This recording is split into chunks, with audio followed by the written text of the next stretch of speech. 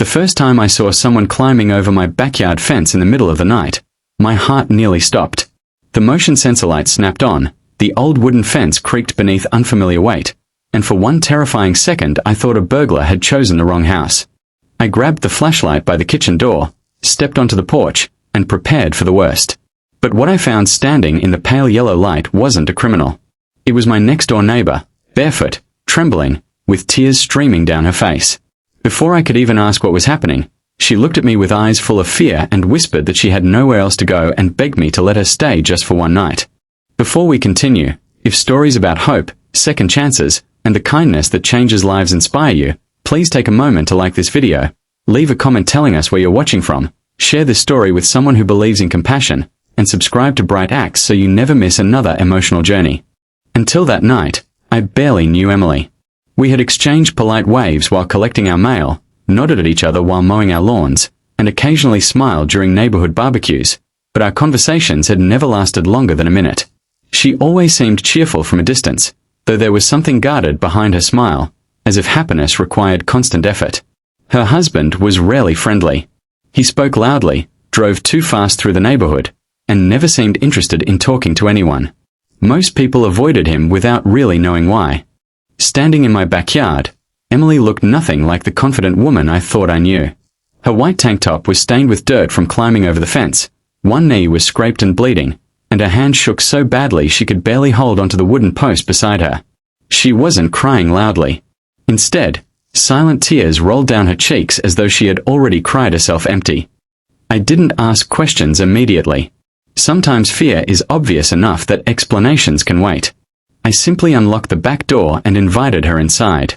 The warmth of the kitchen felt strangely comforting compared to the cold darkness outside. I made tea, found an old blanket, and placed a first aid kit on the table. She thanked me several times but could hardly speak. Every few minutes she glanced nervously toward the window as though expecting someone to appear outside. Only after nearly half an hour did she finally tell me what had happened. For years she had hidden the truth behind carefully practiced smiles. Her marriage had slowly become a prison. It hadn't started with violence. It began with criticism, isolation, and constant reminders that she wasn't good enough. Eventually those cruel words turned into broken furniture, shattered dishes, and bruises carefully hidden beneath long sleeves. She admitted that she had convinced herself things would improve.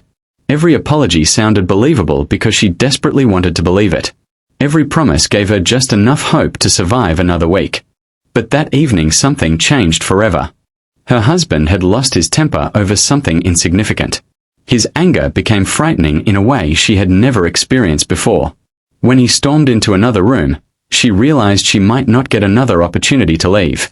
She quietly slipped through the back door, crossed the yard barefoot, and climbed over my fence because it was the closest place she believed she might find safety.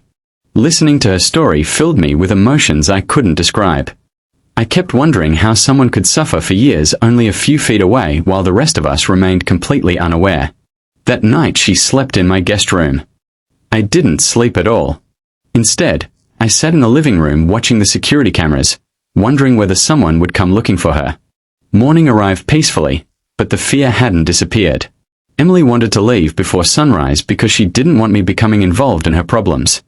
I refused. Some burdens become impossible to ignore once someone trusts you enough to reveal them. Together we contacted a local domestic violence support organization.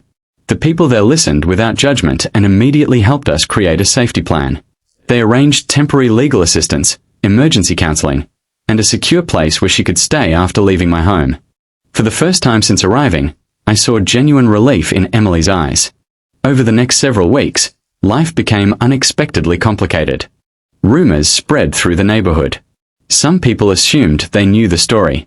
Others whispered without knowing any facts at all. A few even suggested Emily was exaggerating. Watching people judge someone they barely knew reminded me how dangerous assumptions can be. Pain rarely announces itself. The happiest-looking people sometimes carry the heaviest burdens. Emily never responded to the gossip. Instead, she focused on rebuilding a life she had almost forgotten she deserved. She found a small apartment, started therapy, returned to work, and slowly rediscovered parts of herself that had disappeared during years of fear. None of it happened quickly. Healing never does. Some mornings she woke up confident. Other days simple sounds made her anxious. Progress wasn't measured in giant victories but in tiny moments that most people would overlook. Months later she invited me for coffee. She smiled more naturally now. She laughed without immediately apologizing. She admitted that climbing over my fence had been the hardest decision she'd ever made because asking for help felt like admitting failure. Yet looking back, she realized that asking for help had actually been the bravest thing she had ever done. Her words stayed with me long after we finished talking. People often imagine courage as dramatic acts performed by fearless individuals. But real courage sometimes looks completely different. Sometimes courage is climbing a fence in the middle of the night with nothing except hope. Sometimes courage is knocking on a stranger's door. Sometimes courage is trusting another human being after years of betrayal. About a year later, our neighborhood organized a community fundraiser supporting families escaping abusive situations. Emily volunteered to speak. Standing before dozens of neighbors, she shared her story, not to gain sympathy but to remind everyone that kindness can interrupt tragedy. She never mentioned every painful detail. Instead, she talked about one ordinary night when someone opened a back door instead of asking unnecessary questions. As I watched the audience quietly wipe away tears, I realized her story no longer belonged only to her. It belonged to every person who had ever needed a second chance and every person who had ever been given the opportunity to offer one. That old wooden fence still stands between our houses today. Most people see weathered boards and faded paint. I see something completely different. I see the place where fear met compassion. I see the invisible line between despair and hope. Emily often says I saved her. The truth is far more complicated. She reminded me that kindness isn't measured by grand gestures. Sometimes it's simply choosing to believe someone when they're afraid. Sometimes it's offering warmth instead of suspicion. Sometimes it's opening your door before you know the whole story. In a world where people are often too busy to notice each other's silent battles, that simple choice can become the beginning of someone else's new life. Before we finish, please write in the comments, everyone deserves a safe place.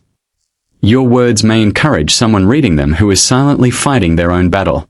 If this story touched your heart, reminded you of the power of compassion, or inspired you to be someone's safe place, please like this video, share it with your friends and family, leave your thoughts in the comments, and subscribe to Bright Axe. Your support helps us continue sharing stories of hope, healing, and second chances that remind us all that even the smallest act of kindness can change a life forever.